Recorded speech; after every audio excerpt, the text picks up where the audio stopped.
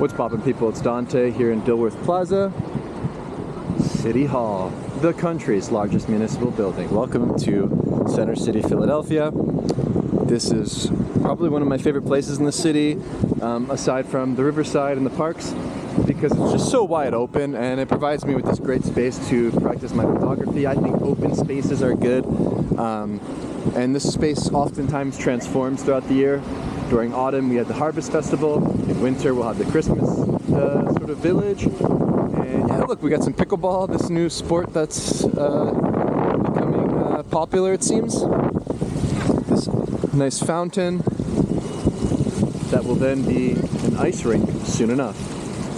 I find that some of the simple pleasures in life, like walking, being outdoors, observing life, right? Recognizing the connection between you and nature, through walking in grass, feeling the sun, and just embracing the change of seasons wherever you are.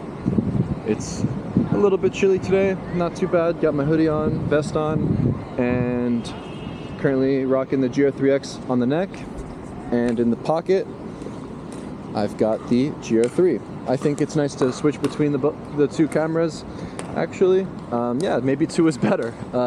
If they're small and compact enough, yeah, carry them both.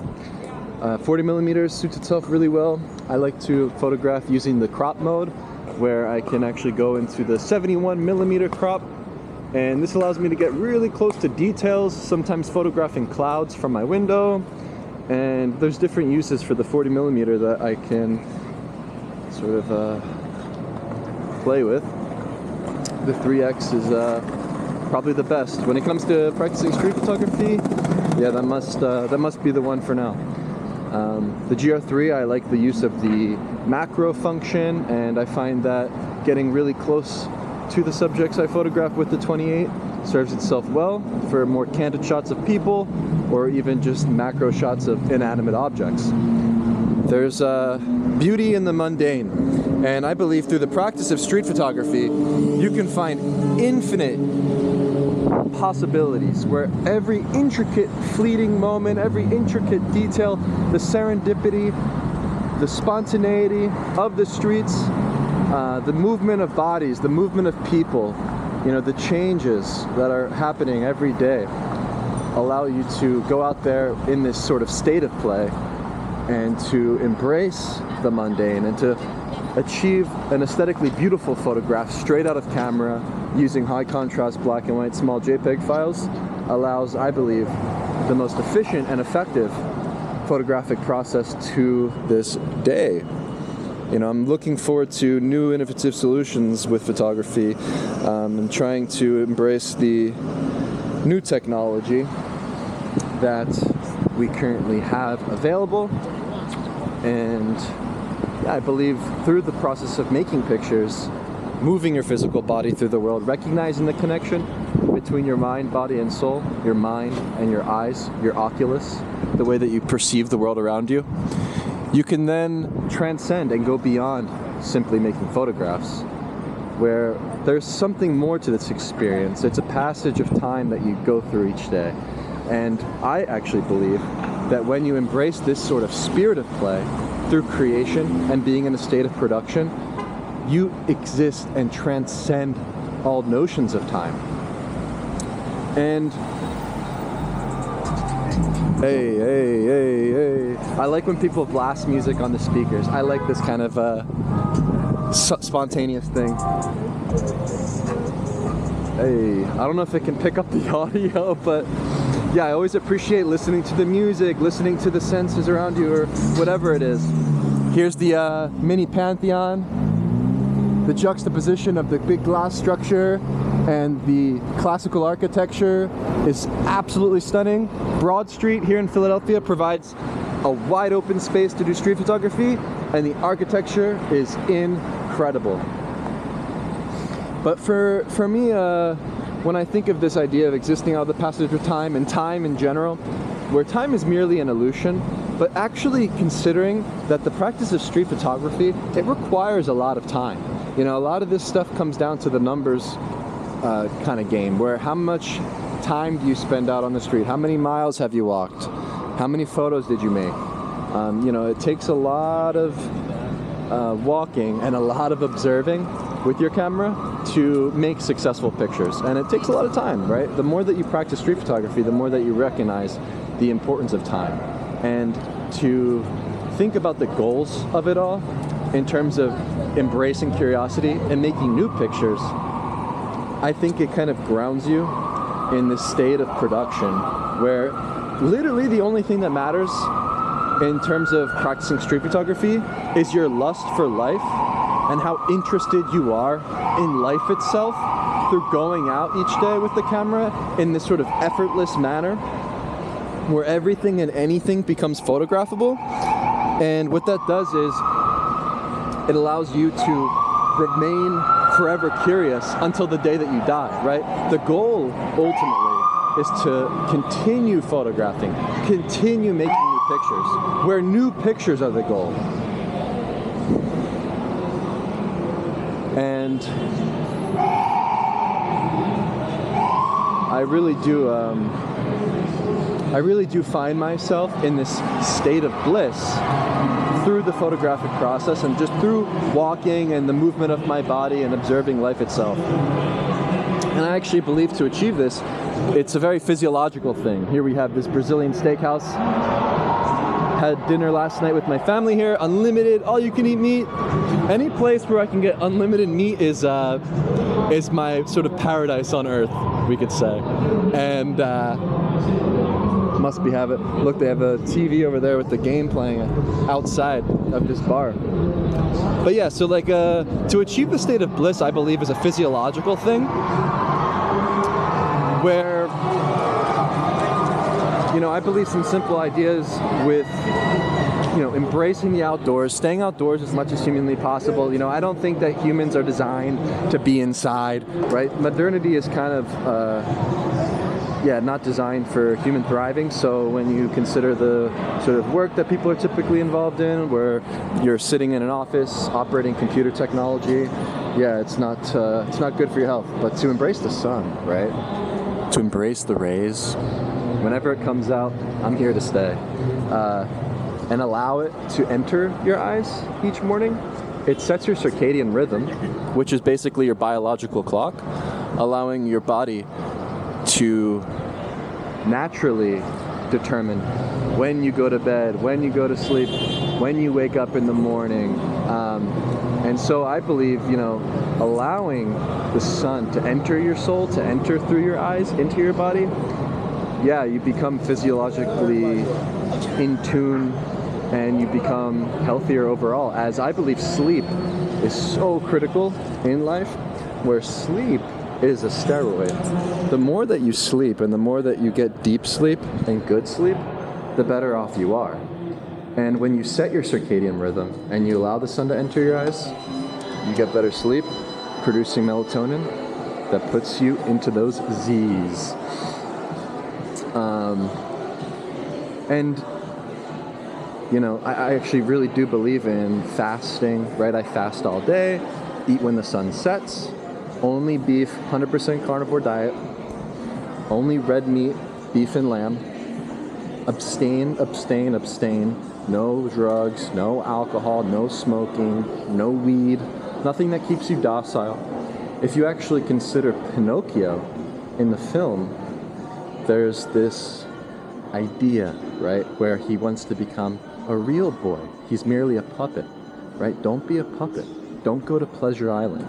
In the film, you can see the boys being transported to Pleasure Island, and Pinocchio goes along with them. He starts to smoke, drink alcohol, etc. And he turns into a donkey. Then they send him off to the mines to be a slave. So, Pinocchio, I remember discussing with one of my new friends I made in Rome, Luca. When I was talking to him about Pinocchio, he was like, yes, pin means pine, like wood, and then occhio, eyes. And we were talking about the pineal gland, sleep, and, you know, the Vatican and the statue of the pine cone, which I was curious about. So I actually think that there's something about that gland in our brain that transcends yourself into a state of becoming, where now you are human and you're no longer a puppet on strings and you're free, untethered, unbounded.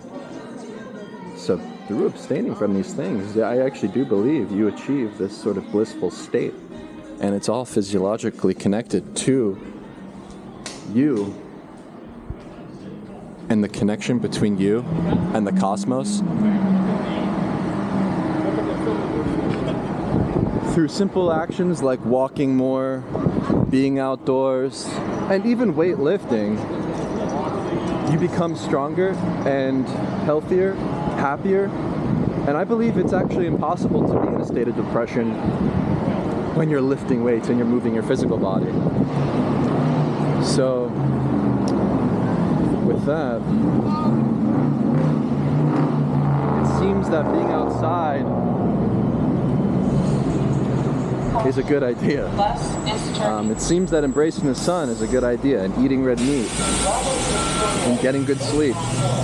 You know, these simple things, I believe, fuels your lust for life. Where you put your physiology first, you put your health first, and then everything else falls into place.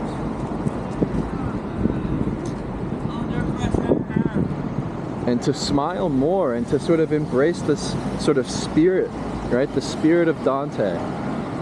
I believe the spirit of Dante is both playful and fearless. For I've traveled to far and wide locations and been in a lot of different sticky situations, you could say. Traveled the road from Jerusalem to Jericho on the front lines of conflict between the Palestinians and Israelis. Wearing my Jerusalem shirt today that I cherish. You know, I think it takes a courageous, sort of fearless person to practice photography and to go and to experience these new things, where you allow the chips to fall as they may without any preconceived notions of what you will find. I believe that, you know, when you open your eyes wide and you set yourself into movement, into motion, with courage and curiosity, yeah, you'll be surprised what happens, and just allow the chaos to fuel you, where you can't stop trying to control the world around you. Don't try to control things, but allow the serendipity and the chaos and the spontaneity to lead you and guide you. But to be courageous, to be fearful, but playful is, I think, critical, where it's easy to be a nihilist, it's easy to hate the world and to be negative all the time. You know, it's easy to fall into that. It's impossible not to see the tragedy in the world, but to return to that childlike state, where we're all children of the world, it requires a certain naivete, where you are naive. And I think it's perhaps a good thing to be naive, because it allows you to create more and to think of everything around you like a new day, right? When you wake up in the morning, it's a mini birth. You go to bed, it's a mini death. And you just go out there with this sort of fresh pair of eyes, where it's a blank slate. Every day anew, carte blanche. You know, start over each day. And I actually really do think that's like the most critical thing when it comes to this kind of street photography thing, where it's impossible to be burnt out. It's impossible to not be inspired when you can pull inspiration from everything around you. And to be honest with you, the motivation, it's in the movement of your legs, right? That's where you find your motivation, through moving your 2-3 feet through the street, through recognizing the beat and the rhythm of other people's feet and the way that they move. But to go slow and to let life flow towards you requires a Zen-like sort of state, where you shut off everything, you forget everything you know about what makes a good or bad photograph, right? Don't think about the photography, think about the life in front of you. Recognize the patterns and the ways in which human behavior exists in the world around you. Become in tune with your gut and your intuition. Photograph with that gut instinct that you have. If there's even a 1% inclination that you're interested in something, just raise the camera and press the shutter button, right? We're only really responsible for the moment we press the shutter and where we place our body and our camera physically in the world. the connection between the camera and your body and your eyes, all of these things are what really I think that this sort of connection between the mind, body, and the camera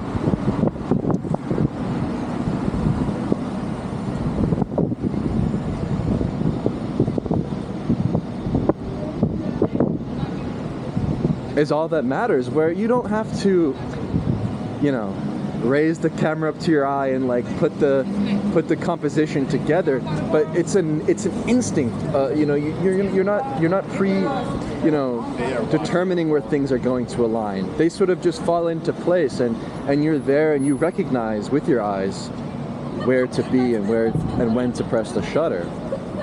But you must become in tune with both your physiology and the connection between the camera and your body, where it's a very Zen-like state to be in, this sort of state of production. And I believe that the state of production, it's the antidote to this modern world of consumption, where it's a good place to be in a state of production.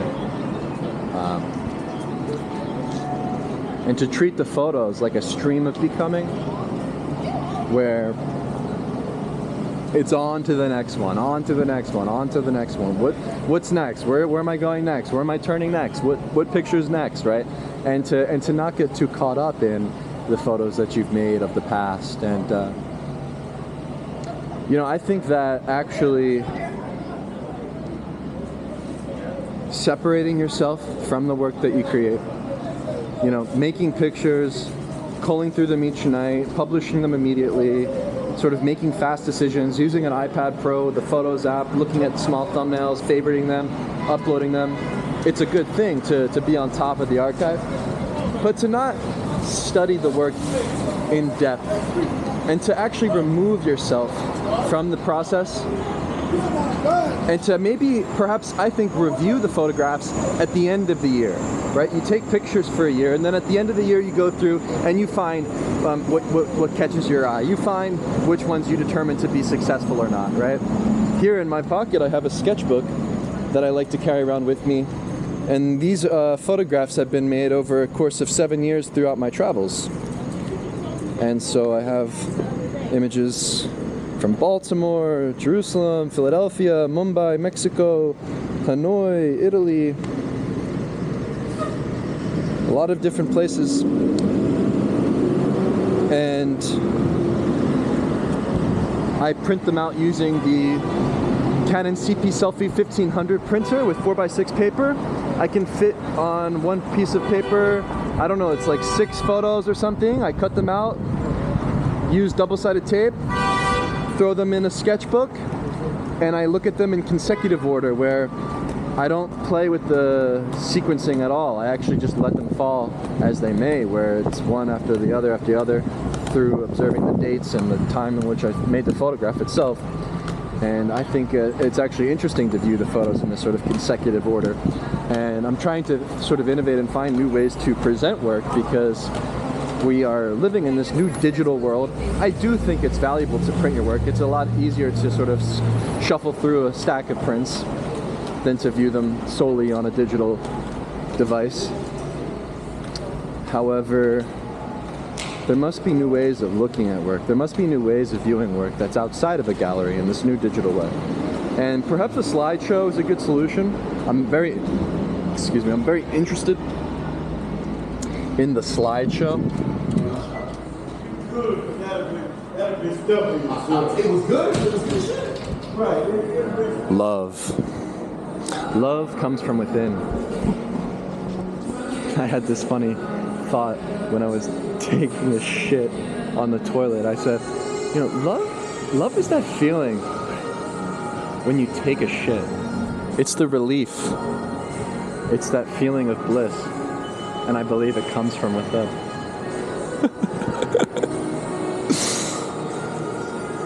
One day I'm gonna put a ring on it. One day I'm gonna put ice on my wrist.